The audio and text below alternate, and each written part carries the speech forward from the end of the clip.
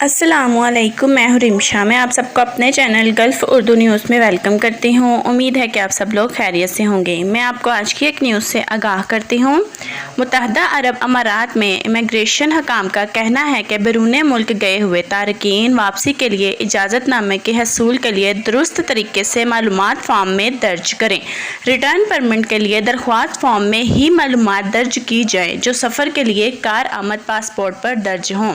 امارات ٹوڈے اخبار کے مطابق ادارہ قومی شہریت اور اقامے کی جانب سے جاری بیان میں امارات واپس آنے کے خواہشمند غیر ملکیوں کو ہدایت کی گئی ہے کہ ریٹرن ویزا حاصل کرنے کے لیے جاری کیے گئے پورٹل میں وہی معلومات درج کریں جو پاسپورٹ میں ہیں۔ سفری ٹکٹ کے لیے جو پاسپورٹ استعمال کیا جائے وہی ریٹرن ویزے کے لیے استعمال ہوگا۔ اگر درج کی گئی معلومات میں کسی قسم کا تضاد ہوا تو واپسی کے لیے پرمٹ جاری نہیں کیا جائے گا۔ ہدایات میں مزید کہا گیا ہے کہ کوئی بھی غیر ملکی اس وقت تک ٹکٹ خریدے اور نہ ہی سفر کے لیے سیٹ بک کرائے جب تک ریٹرن پرمٹ کے لیے اس کی درخواست منظور نہیں ہو جاتی۔ ٹکٹ بکنگ کے لیے وہی تاریخ درج کی جائے جو ختمی ہو۔ غیر ملکیوں کے لیے ریٹرن پرمٹ حاصل کرنے کے لیے smartservice.government پر درخواست اپلوڈ کی جا سکتی ہے۔ متعلقہ ادارے سے پرمٹ کی منظوری کے بعد 21 دن تک کارآمد ہوتا ہے۔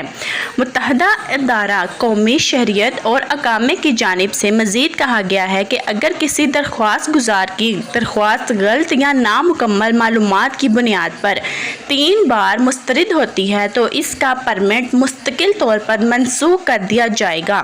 بیان میں مزید کہا گیا ہے کہ قومی سلامتی اور کرونا وائرس کے خدشے کو مد نظر رکھتے ہوئے غیر ملکیوں کو مرحلہ وار پرمٹ جاری کیے جائیں گے۔